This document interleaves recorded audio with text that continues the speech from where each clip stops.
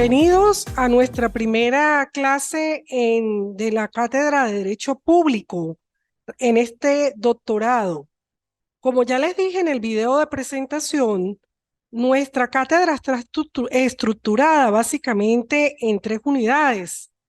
La primera de ellas relativa a las generalidades de lo que es el derecho público, en una segunda unidad que la tienen ustedes en su programa, que vamos a abordar lo relativo al Estado, al reconocimiento de estados, a las inmunidades de los estados, más un poco enfocado a lo que es el derecho internacional público, esta segunda unidad, y la tercera unidad va en el mismo sentido, donde trataremos acerca de las medidas de observación, el control y las técnicas de seguimiento, inclusive abordaremos el uso de la fuerza pública. Bien, como ya les señalé en el primer video, soy Fanny Ramírez y estaré atenta a los comentarios que ustedes hagan en el grupo de WhatsApp y a través del aula virtual para cualquier aclaratoria. Sin más preámbulo, damos inicio a lo que sería el tema 1 relativo a las generalidades del derecho público. Antes que entrar a definir o abordar un concepto, una definición de lo que es el derecho público, es importante partir de la diferenciación entre estas dos grandes ramas que se nos presentan cuando abordamos lo que es el derecho, es decir, derecho público y derecho privado, a diferenciación a la cual nos enfrentamos desde que iniciamos los estudios de pregrado para graduarnos de abogados. Esto ha sido estudiado desde la época romana y es así como podemos señalar que Ulpiano en su sentencia es el que hace la primera diferenciación entre estas dos ramas al señalar que el derecho público es el que se encarga de estudiar la organización de la cosa pública y en consecuencia el derecho privado será el que regula las relaciones entre los particulares. Sin embargo, desde Roma se ha, por supuesto, evolucionado en este concepto y uno de los principales detractores de esta primera concesión de lo que es la diferenciación entre estas dos grandes ramas del derecho es sin duda alguna Hans Kelsen en su obra La teoría general del Estado. ¿Por qué? Porque Kelsen señala que desde el mismo momento en que el legislador en las leyes, mediante el dictado de esas normas que contienen los textos normativos, se dedica a proteger o tiene por objeto en la norma la protección de un interés privado, esa misma protección constituye un interés colectivo. ¿Cómo explicamos esto nosotros en la realidad, esta posición de Kelsen? Bueno, sencillamente cuando nosotros protegemos la familia en el Código Civil, nos vamos a encontrar con normas que regulan el Estado, incluso en la capacidad de las personas, y allí, en esa regulación que está en un cuerpo eminentemente de derecho privado, como es el derecho civil, hay una protección de un interés público, como es la de proteger a los adolescentes, a los que no han adquirido la capacidad completa de goce, a las personas que están sujetas a interdicción o inhabilitación. Entonces, esta división tan, vamos a decir, se nos estrecha cada vez más la división entre el derecho público y el derecho privado, porque ahora mismo nos vamos a encontrar con una serie de disciplinas que comparten normas que son de contenido de derecho público como de derecho privado. Parte de la doctrina, avanzando ya en esta diferenciación, básicamente García Maínez es el precursor que dice que antes de ponernos a estudiar para hacer esta diferenciación entre estas dos grandes ramas del derecho, entre el interés que se protege, el interés individual o el interés colectivo, lo importante es que analicemos el tipo de relación que surge cuando se protegen estos intereses en la norma. Es así como la doctrina comienza a considerar que cuando nos encontramos ante una relación eminentemente de subordinación, como es la que se produce entre los gobernados respecto a los gobernantes, es decir, donde no hay un plano de igualdad en este tipo de relación, sino que el Estado se presenta en el ejercicio de todo su poder soberano vamos a estar frente al derecho público y que cuando nos encontremos en una norma que regula un interés, pero para una relación de coordinación, vamos a estar frente al derecho privado porque las personas van a estar en pie de igualdad. Sin embargo, esta tesis también pareciera ser superada porque no siempre las relaciones se producen entre gobernantes y gobernados, para diferenciar cuando estamos entre derecho público y derecho privado, puesto que, como sabemos, a medida que ha evolucionado el Estado, la concesión que tenemos del Estado moderno y ha pasado por sus distintas evoluciones, eh, ya nos encontramos con que el Estado simplemente con su propia organización no puede dar cumplimiento a los fines superiores que se propone satisfacer, sino que es necesario acudir a los particulares y es allí cuando entra en contacto con el particular, sí muchas veces en una relación de subordinación, como cuando contrata, pero muchas veces también cuando no hablamos de contratación pública, sino cuando el Estado se comporta como un particular. ¿Cuándo se comporta el Estado con un particular? Cuando compra un inmueble, está en una relación con ese particular que le vende ese inmueble de derecho privado eminentemente, porque allí ambos sujetos van a estar en un plano de igualdad. Entonces, se ha superado también un poco esta distinción de estas ramas con la óptica del tipo de relación que se protege.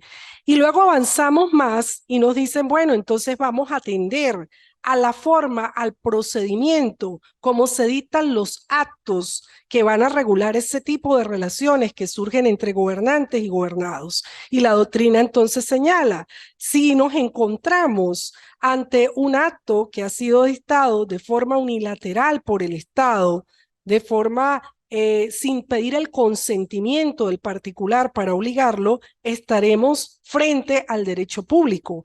Y si lo que se está regulando es una relación producto del consenso, de la autonomía de la voluntad de las partes, estaremos frente al derecho privado. Y en definitiva, la doctrina pasa también a considerar en cuanto a las relaciones, hay una parte de la doctrina que va más allá y en este sentido tenemos que distinguir la posición de Luis Legaz y de la Cambra, grandes estudiosos del derecho público que nos dicen, bueno, pero es que en un momento en que en el derecho privado también surgen relaciones de subordinación y ellos pareciera entender que cuando se produce la relación empleado-patrono, hay una relación de subordinación. Sin embargo, esto es criticado porque no podemos entender que en el aspecto de la relación que se produce entre el trabajador y el patrono hay una subordinación impuesta porque precisamente en el campo laboral esta relación surge producto de la conjunción de la voluntad de las partes cuando celebran un contrato de trabajo, no es una relación impuesta. En definitiva, la doctrina se organiza en tres grandes criterios para hacer esta distinción. Un criterio material, un criterio, vamos a decir, orgánico y un criterio formal. En este criterio orgánico, ¿cómo se hace la doctrina para diferenciar si estamos frente al derecho público o si estamos, por el contrario, frente al derecho privado?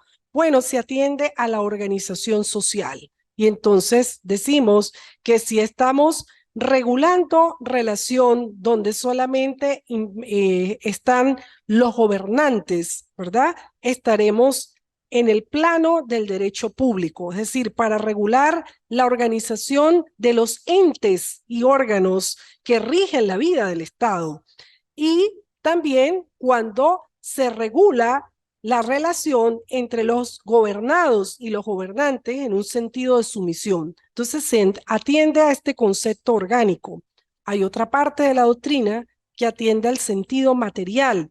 Es un concepto material que se fundamenta en la naturaleza de las reglas. Y volvemos aquí a caer en el tema de los intereses. Es decir, si la norma es o la regla dictada para proteger un interés particular, estaremos frente al derecho privado, y si ha sido dictada para proteger un interés colectivo, estaremos frente al derecho público, a lo cual ya he señalado las críticas que se producen a este interés. ¿Por qué las críticas? Porque ahora mismo eso se ha hecho tan estrecha, esa división, que cada vez nos acercamos más entre estas grandes ramas, que a lo que hasta hace pocos años, cuando yo estudiaba derecho, nos decían que el contrato de arrendamiento era un contrato de derecho privado. Ahora no pudiéramos decir eso con tal seguridad, puesto que sabemos que el Estado ha ido en una actividad de protección cada vez más hacia el arrendatario y ha establecido unos derechos específicamente desarrollados en la ley, en nuestro caso venezolano, en la ley de regulación de alquileres de vivienda y de locales comerciales, donde inclusive contamos con dos órganos de la administración pública para regular en forma previa la protección de esos derechos, como son en el caso de los locales comerciales, el Sunday, y en los casos de los arrendamientos de vivienda, el Tsunavi.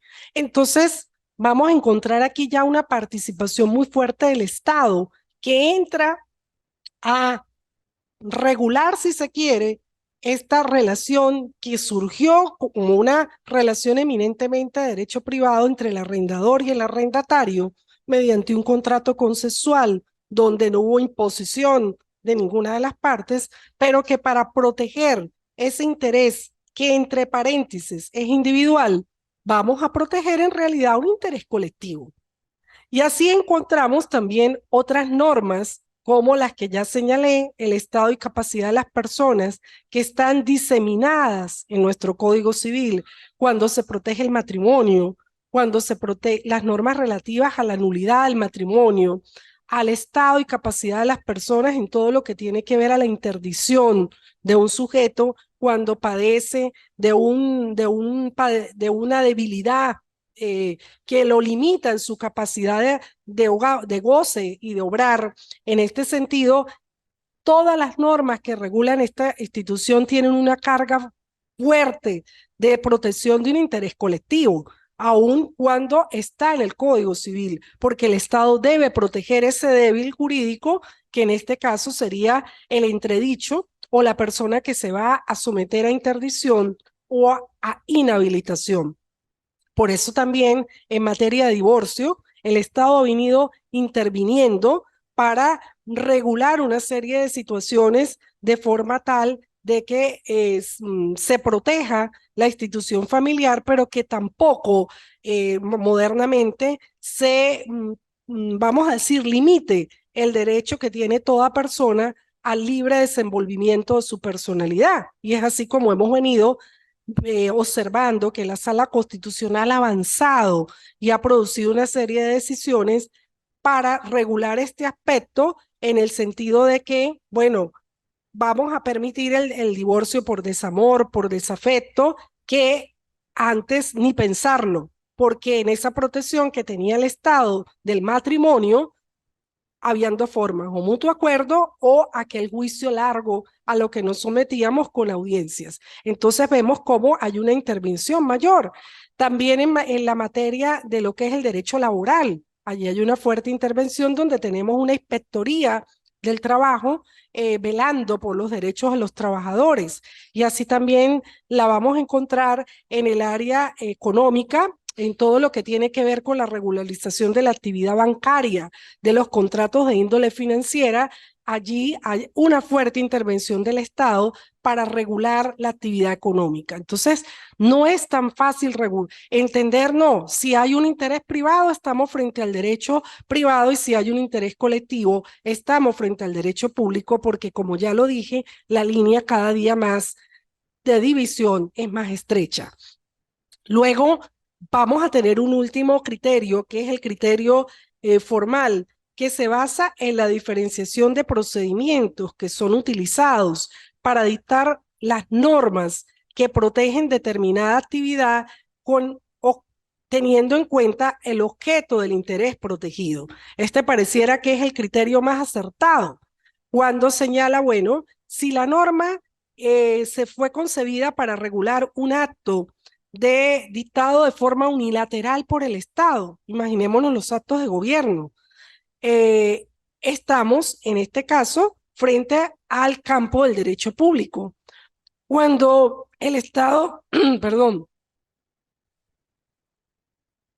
dicta las normas relativas que regulan la actuación de la administración pública para dictar todos aquellos actos administrativos de tipo sancionatorio, como cuando se establecen multas o se produce la misma, vamos a decir, los requerimientos que hace el CENIA, no le pide permiso al particular para actuar. Entonces, en este caso es de carácter unilateral y coactivo. Estamos básicamente frente al derecho público.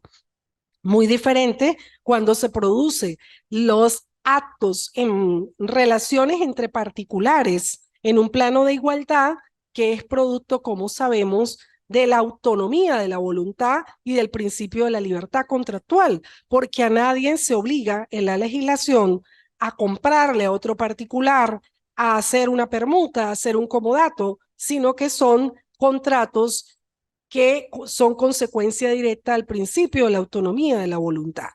En resumen, ¿cómo podríamos con estos tres enfoques definir o hacer una definición más cercana de lo que es el derecho público actualmente? Diríamos que es el conjunto de normas que regulan las relaciones entre los órganos del Estado en su actividad, en las distintas funciones que desarrollan y a su vez de los órganos del Estado con los particulares cuando el Estado se comporta en el ejercicio del poder soberano y también cuando entra en contacto dos órganos de la propia administración pública o dos entes que forman parte de la organización administrativa para desarrollar las competencias que se tienen asignadas. Entonces, un poco allí combinando lo que sería para entender los tres criterios en una misma, englobarlos para poder presentar una definición cercana a lo que es actualmente el derecho público. ¿Por qué? Porque no lo podemos ya entender como solo el derecho que regula la actividad de los órganos y de los entes que gobiernan o que ejercen las funciones del Estado. No, sino simple, eso sería una parte, pero también el que regula la actuación o las relaciones que se producen producto de la actuación de los órganos de la administración pública cuando entran en contacto con el particular, cuando se vinculan entre sí, producto del mismo ejercicio de sus funciones y cuando se vinculan entre sí los órganos y entes del propio Estado. Entonces son tres tipos de relaciones que pueden surgir. La actividad que vincula Estado con particulares, estando el Estado en un plano de soberanía, es decir, en una relación de subordinación. En segundo lugar, cuando el Estado se vincula con el particular en una relación propiamente de coordinación, como cuando hace la contratación colectiva.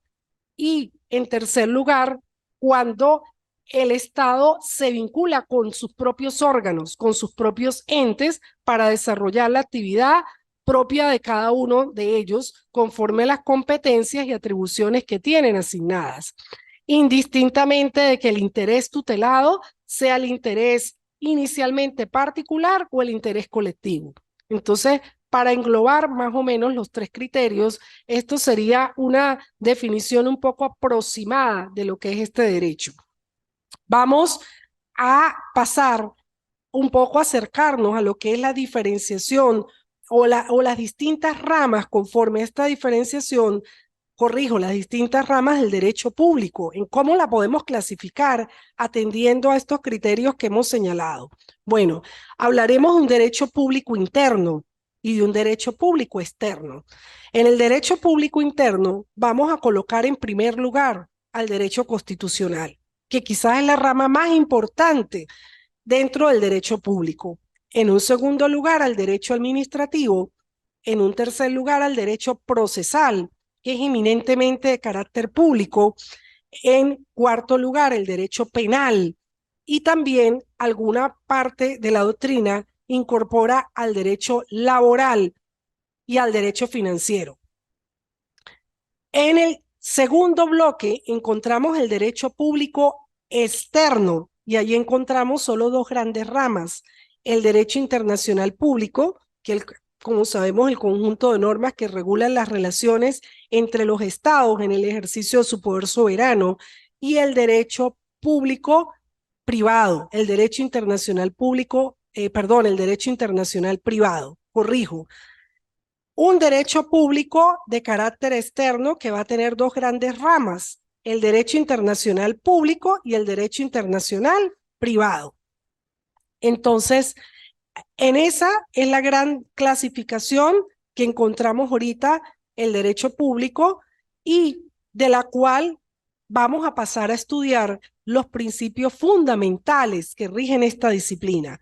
¿Cuáles son los principios fundamentales que regulan el derecho público en todas y cada una de sus divisiones que hemos acabado de hacer mención, tanto en el campo interno como en el campo externo? Bien, hay que comenzar por señalar que en Venezuela los principios fundamentales del derecho público se fueron construyendo a partir de la Constitución de 1947, que si bien tuvo una corta vigencia, una corta duración, debido a la interrupción que sufrió producto del golpe de Estado, sin embargo, viene en el año 1961 la Constitución, que durante 4 décadas, y es la que ha tenido mayor vigencia en el Estado de Derecho venezolano, fue bajo el imperio de este texto fundamental que se fueron construyendo los principios fundamentales que informan el derecho público. ¿Cómo los podemos definir?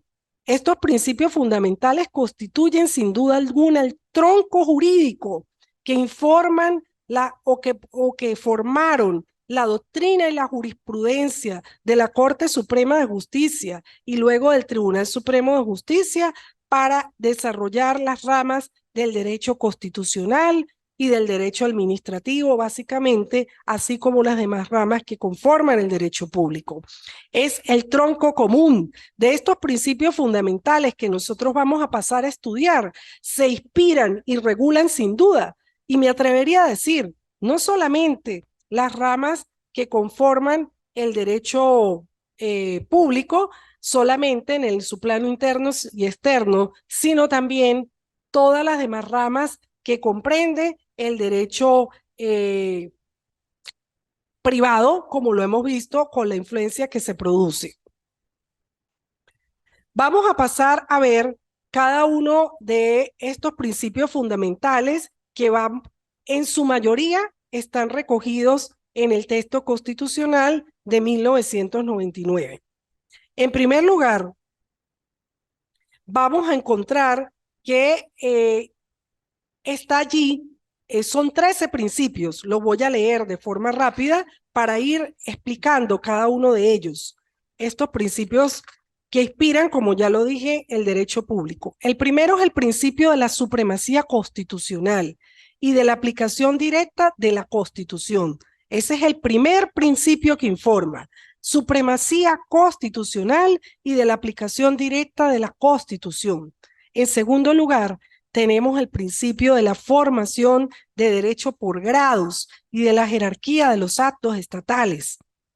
En tercer lugar, tenemos el principio de legalidad y de la supranacionalidad. Luego tenemos el principio de la división vertical del poder público. En un quinto lugar, el principio de la personalidad jurídica del Estado y de las personas estatales. En un sexto lugar, el principio de la separación orgánica de los poderes. En un séptimo lugar, el principio interorgánico de las funciones del Estado. Octavo, el principio del carácter interfuncional de los actos estatales. Noveno, principio de carácter interorgánico de la administración pública. Décimo, principio de los fines democráticos, sociales y de justicia del Estado contemporáneo. 11. Principio de primacía y progresividad de los derechos constitucionales. 12. Responsabilidad del Estado. 13. Principio de universalidad del control judicial de los actos estatales. Entonces son 13 principios a los cuales vamos a ir haciendo alusión a lo largo del desarrollo de la clase. Sin embargo, aquí quiero hacerles referencia a que en el material que van a tener a disposición en el aula virtual hay un libro con este nombre precisamente, Principios Fundamentales del Derecho Público, que está coordinado por el doctor Alan Bruer Carías y por el doctor Araujo Juárez.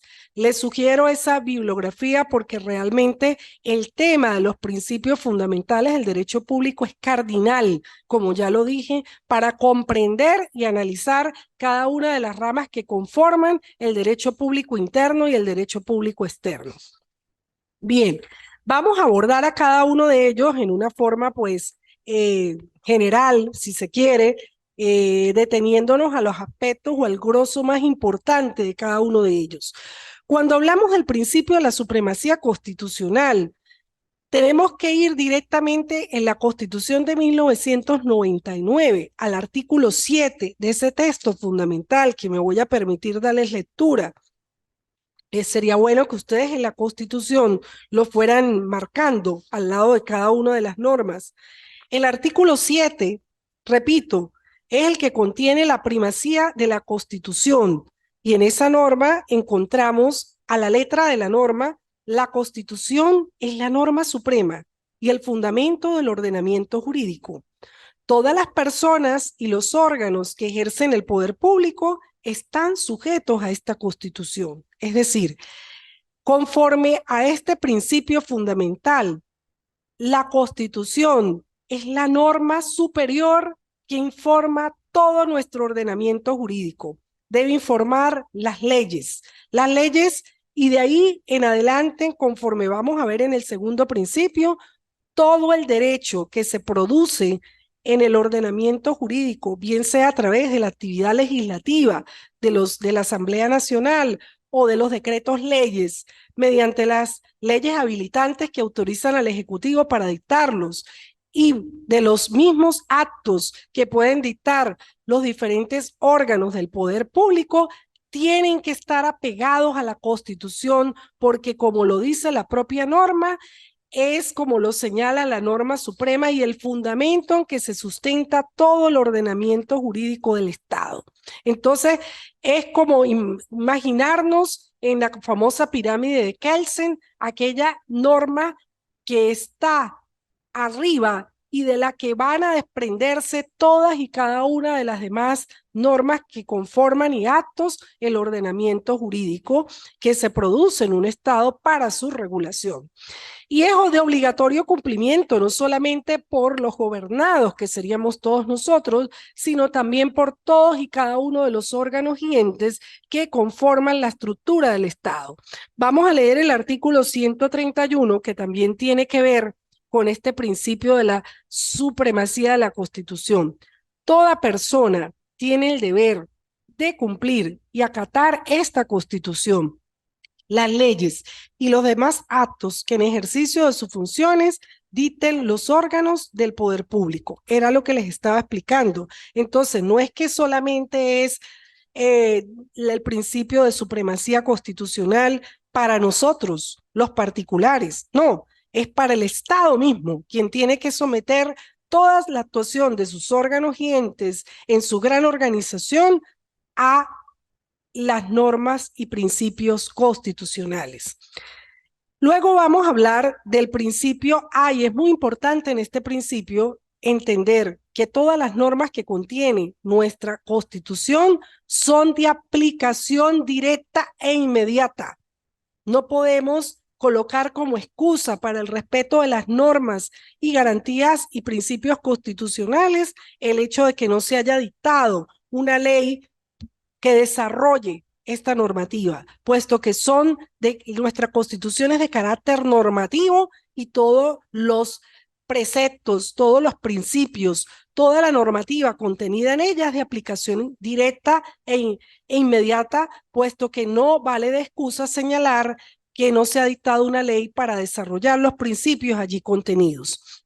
Entonces, es importante tener en consideración, así lo señaló la Sala Constitucional en la sentencia número 332 del 14 de marzo del 2001, cuando se refirió a la aplicación inmediata del texto fundamental. Vamos a hablar del principio número 2, que es consecuencia del primero. Formación del derecho por grados y de la jerarquía de los actos estatales. ¿Qué quiere decir esto? Que nuestro ordenamiento jurídico, como lo estudiamos nosotros cuando iniciamos la carrera de Derecho, todas lo que conforma la gran pirámide del ordenamiento jurídico, que en un momento cuando vemos introducción al derecho se nos habla de la pirámide de Kelsen, pues efectivamente todo lo que se va produciendo en la legislación venezolana, todas las leyes que se producen en el ordenamiento jurídico tienen que tener arraigo y sustento en la Constitución, que es la norma suprema. Y así vamos a tener leyes orgánicas que van a desarrollar algunas competencias establecidas en la propia Constitución, vamos a establecer las leyes ordinarias que produce la Asamblea Nacional, vamos a establecer con los decretos leyes que también son producto de esa potestad o esa facultad habilitante que se le puede dar al Poder Ejecutivo, vamos a hablar de los decretos, vamos a hablar de las resoluciones, que todo va a ser consecuencia de la norma superior. Por eso hablamos de la jerarquía, de la formación de la jerarquía del derecho por grados, porque todo lo que se va produciendo es consecuencia de la ley que tiene un rango inmediatamente superior a la que se produce como sustento o fundamento de aquella que le antecede. Las leyes orgánicas tienen su sustento en la Constitución, las leyes ordinarias también desarrollan algún derecho previsto o algún precepto, por decirlo de esa manera, o alguna competencia específica de un órgano del Estado, y por eso hablamos de que en materia administrativa todos los actos que emanan de la administración pública tienen carácter sublegal. ¿Por qué?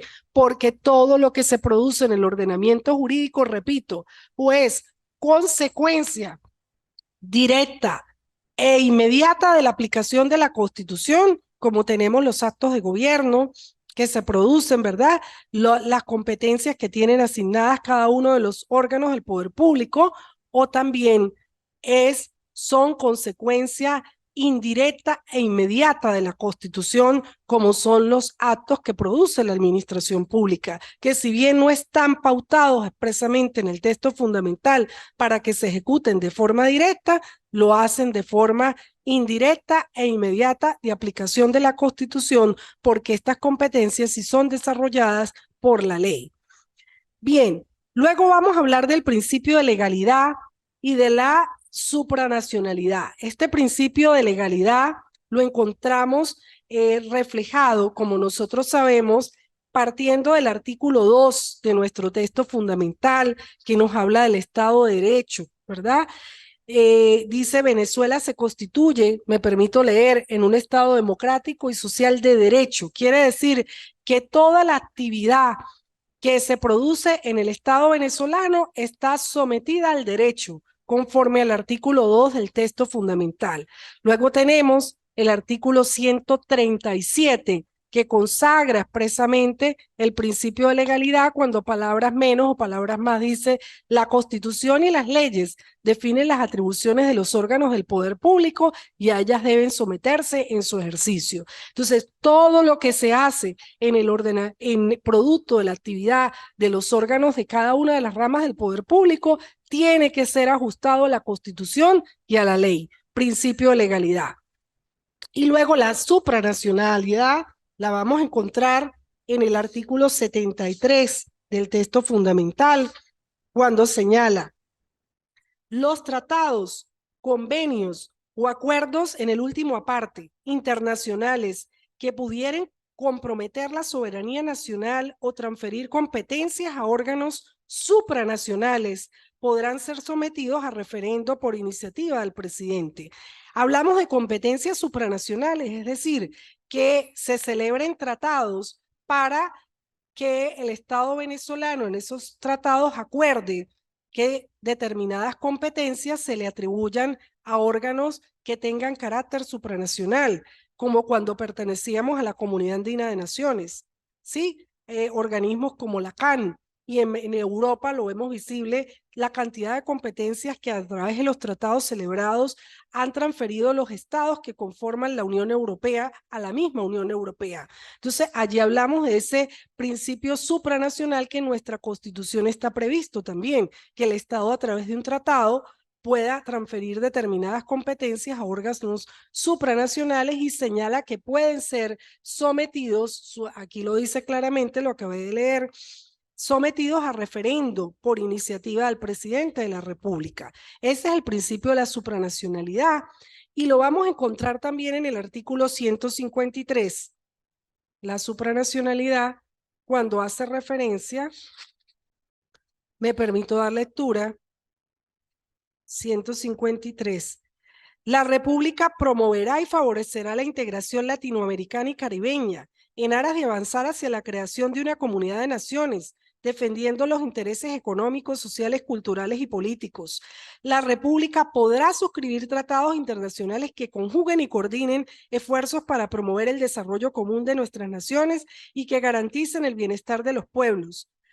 Para estos fines, aquí lo tenemos, la República podrá atribuir a organizaciones supranacionales, ahí está el principio, desde donde dice, para estos fines, la República podrá atribuir a organismos supranacionales mediante tratados el ejercicio de las competencias necesarias para llevar a cabo estos procesos de integración. Entonces, está previsto expresamente en la Constitución la posibilidad de que el Estado venezolano, a través de tratados celebrados, transfiera competencias a organismos de carácter supranacional. Luego vamos a hablar del principio de la distribución vertical del poder público. Lo encontramos en el artículo 136 del texto fundamental, cuando nos dice: el poder público se distribuye entre el poder público municipal, el estatal y el poder nacional. Es decir, nosotros encontramos, producto de la forma de Estado de carácter federal descentralizado que consagra nuestra Constitución, una división vertical del poder público, donde vamos a encontrar en la cabeza, ¿verdad?, la República, en el nivel intermedio los estados y en la base los municipios. Entonces el poder, por eso hablamos de una división vertical y es un principio que informa, y hablamos del poder nacional arriba, en la cúspide, el poder de los estados y el poder de los municipios. Esa es la llamada división vertical del poder público que permite la organización precisamente federal descentralizada del Estado venezolano. Vamos a hablar del principio de la personalidad jurídica del Estado y de las personas jurídicas estadales. Este principio está consagrado en el artículo 16 de la Constitución. En el artículo 16 nosotros podemos entender a la República en el plano internacional con personalidad jurídica. Entonces, por eso habla de con el fin de organizar políticamente la República. Cuando nos referimos aquí a la República, hablamos de la personalidad jurídica de la República frente a la comunidad de naciones, porque la República en el plano interno tiene personalidad jurídica para demandar, cuando nosotros vamos a demandar una responsabilidad administrativa producto de la competencia de alguno de los órganos del Estado venezolano. Yo no puedo demandar, por ejemplo, al Tribunal Supremo. Tengo que demandar a la República, que es quien tiene la personalidad jurídica, tal como lo señala el artículo 16. Y luego tenemos en el 152 también, y en el 153, este principio referido cuando señala el 152 las relaciones internacionales de la República respecto a los fines del Estado. Hace referencia a esta primera persona jurídica, la República. Y luego tenemos en el 153 también, la República promoverá y favorecerá. Está haciendo alusión a la República como en el plano internacional. Es importante explicar esto del principio de la división vertical del poder público, ya lo vimos, como señalaba, da origen a 3 niveles políticos territoriales: el nacional, el estatal y el municipal. Y luego hablamos de la personalidad jurídica del Estado y de las personas que la componen. Entonces, entender que el Estado como república es persona jurídica en el ámbito interno, en el primer nivel arriba, respondiendo por la actuación de los órganos del Poder Nacional, y en este caso lo encontramos en el 16, y luego en los artículos que hacen referencia a la actuación de la República en el plano internacional frente a los demás estados, cuando celebra tratados internacionales. En este caso, vamos a hablar de entender el Estado como una persona jurídica en el rol de sus competencias dentro de la comunidad internacional. Pero en esa organización vertical que nosotros tenemos del poder público, dan origen a personas estatales que componen precisamente la organización federal del Estado venezolano.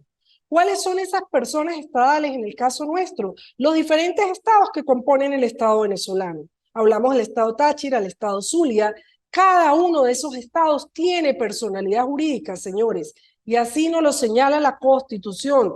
Vamos a hablar de la personalidad jurídica de los estados en el artículo 159. Los estados son entidades autónomas e iguales en lo político con personalidad jurídica plena. ¿Esto qué quiere decir? Que si yo voy a interponer una demanda por producto de la responsabilidad del Estado Táchira por la actuación de uno de sus órganos o de una de sus divisiones, yo no puedo demandar a la División de Cultura, a la Dirección de Educación. Yo tengo que demandar al Estado Táchira, porque los órganos no tienen personalidad jurídica y en consecuencia no pueden ser objeto de imputación de responsabilidad. Entonces, estas personas estatales que son creadas producto de la división vertical del poder público, les repito, tienen personalidad jurídica. Los estados se la da la propia Constitución en el 159. Y los municipios, que son la organización que están en la base, en el último nivel territorial, la da la personalidad jurídica la Constitución en el artículo 168. Dice, los municipios constituyen la unidad política primaria de la organización nacional, gozan de personalidad jurídica. En consecuencia, ese municipio, por ejemplo, nosotros que tenemos cercano aquí el municipio San Cristóbal, si usted quiere demandar ante el contencioso administrativo la responsabilidad por la actuación de uno de los órganos de la alcaldía, llámese Dirección de Hacienda, o por el propio, la parte de la Dirección de Rentas, cualquiera de sus directores, usted no puede demandar al alcalde, tiene que demandar al municipio San Cristóbal, porque el municipio es el ente, el que tiene la personalidad jurídica conforme al artículo 168 del texto fundamental.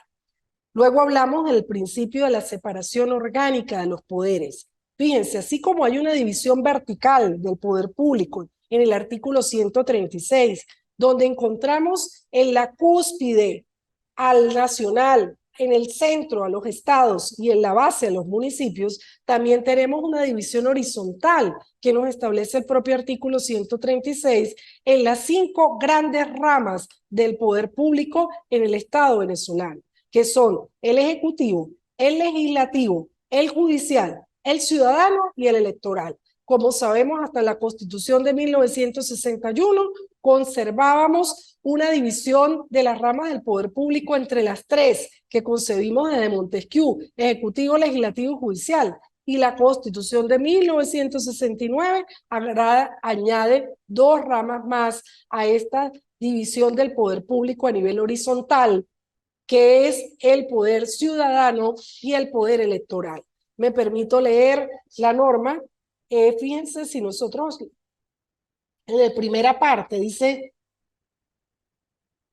el poder público se distribuye, ya lo vimos, municipal, estatal y nacional, que es la división vertical.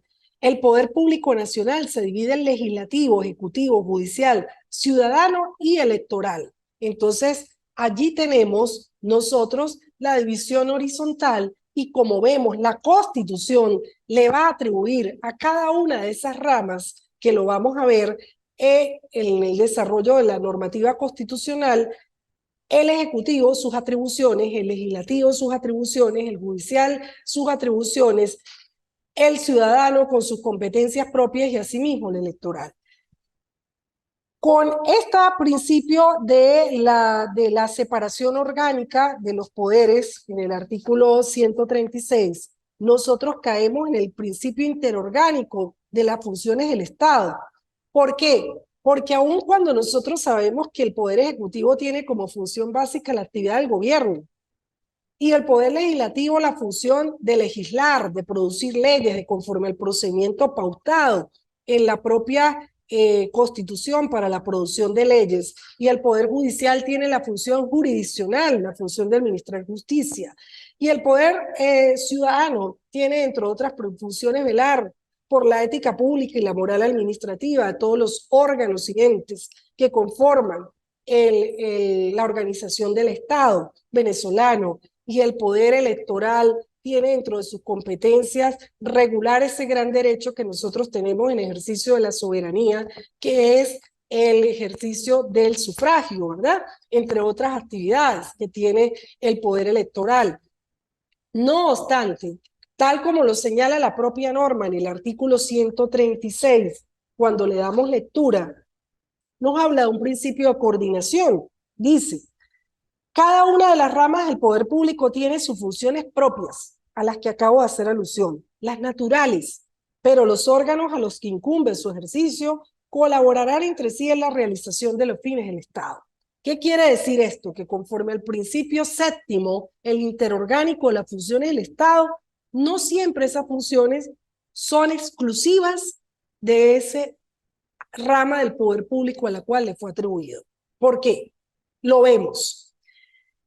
El poder legislativo tiene como función primigenia la de producir leyes, ya lo dije, pero mediante una ley habilitante, el poder ejecutivo puede emanar decretos leyes, aun cuando no es su función primigenia. Entonces, por eso se produce este principio interorgánico, donde van a interactuar precisamente los órganos que componen esas ramas del poder público para lograr consolidar los fines superiores del Estado. Cuando nosotros hablamos de la actividad jurisdiccional, nosotros decimos, bueno, sí, la actividad jurisdiccional le incumbe en primer orden al Tribunal Supremo de Justicia y a los tribunales de la República. Pero sin embargo nosotros vemos como la administración pública, que se inserta más en la rama del Poder Ejecutivo, tiene órganos que ejercen una actividad de tipo cuasi jurisdiccional, porque se parece mucho. Y es así como nosotros vemos la actividad de los inspectores de trabajo. Los inspectores de trabajo realizan una función que no es jurisdiccional, pero que en definitiva tiene por el objeto, o lo que buscan allí con estas conciliaciones, es lograr resolver un conflicto entre particulares. Entonces, continuando, esta división no es así como la entendemos, en que cada rama o cada órgano que representa la rama del poder público va a tener la función de forma exclusiva. Por eso se produce esta vinculación interorgánica. Vemos cómo órganos de la propia, de las otras ramas, como el poder electoral y el poder ciudadano, en un momento dado realizan actividad administrativa cuando establecen el reglamento para regir su propia actuación. Eso es actividad administrativa. La dirección ejecutiva de la magistratura realiza la actividad administrativa que corresponde al Poder Judicial.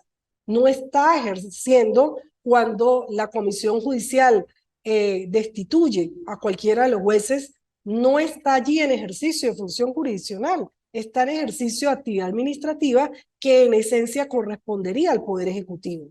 Entonces es allí cuando surge básicamente esta relación interorgánica en cada una de las ramas del poder público, que si bien, repito, tiene sus funciones atribuidas, primigenias, las elementales, las que siempre hemos conocido desde la división de Montesquieu de las ramas del poder público, sin embargo llegan un momento en que interactúan entre sus órganos para lograr, conforme al principio de colaboración, los fines superiores del Estado. Nos quedan por abordar el principio de carácter interfuncional, el carácter interorgánico de la administración pública, los fines democráticos, el principio de primacía y progresividad de los derechos y el principio de la universalidad del control. Entonces, tenemos que, vamos a parar aquí el desarrollo de los principios para que podamos abordar cada uno de ellos de acuerdo al contenido que amerita y a la relevancia que tiene para la cátedra. Como ya lo señalé, en el próximo encuentro sincrónico podré enviar información y si nos faltare, porque los principios fundamentales es lo básico del derecho público, los trataríamos también en el próximo encuentro sincrónico. Es el tema más importante, si se quiere, porque informa toda la disciplina en cada una de sus divisiones. Pero me gustaría escucharlos a ustedes si tienen alguna inquietud sobre lo que hemos venido abordando en la clase de hoy, en lo que nos queda de tiempo para cerrar. Buenos días, doctora. Mi nombre es Catarina Basica. Doctora, Bienvenida. cuando hablamos de lo que es la función del derecho público, ¿no? En muchas situaciones, pues, yo creo que se han llevado una serie de complicaciones cuando uno hace una serie de denuncias, debido a que las personas que están inmersas en cada uno de esos cargos del derecho público, pues no son personas con la preparación adecuada, ¿no?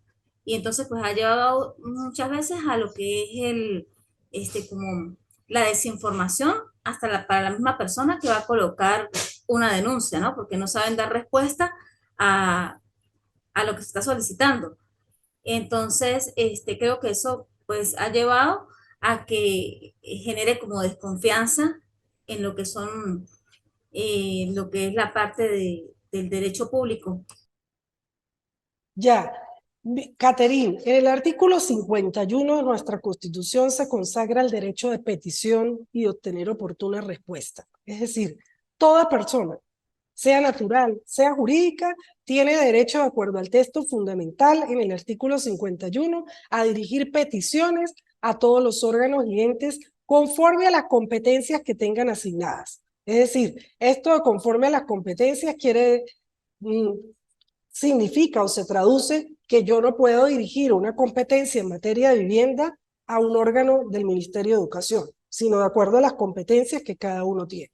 Pero si yo no tengo la respuesta, nosotros, como lo vamos a ver en uno de los próximos principios a desarrollar, puedo acudir a la jurisdicción contencioso administrativa para, mediante la interposición del recurso de abstención o carencia, solicitar que el juez requiera de ese órgano la respuesta oportuna que no me dio. Porque lo que allí está consagrado es entender que tenemos derecho a obtener una respuesta en el tiempo que señala la norma, sea favorable o desfavorable, pero que me responda a obtener la respuesta a mi petición. Si no se produce ninguna respuesta, ni negativa ni positiva, tenemos como justiciables el derecho de acudir a la jurisdicción contenciosa administrativa para requerir que el juez contencioso le pida, mediante la interposición de este recurso de extensión a carencia, al órgano que emita la respuesta correspondiente. E incluso en algunos casos, el legislador permite que el juez se sustituya en la administración para dar la respuesta que no le fue dada al particular. Por eso es que es tan importante el estudio del derecho público y de sus grandes ramas. Yo, a pesar de que soy juez, que me dedico al campo del derecho civil, porque como lo dije en la presentación, soy juez en materia civil, a mí siempre me ha apasionado el derecho administrativo.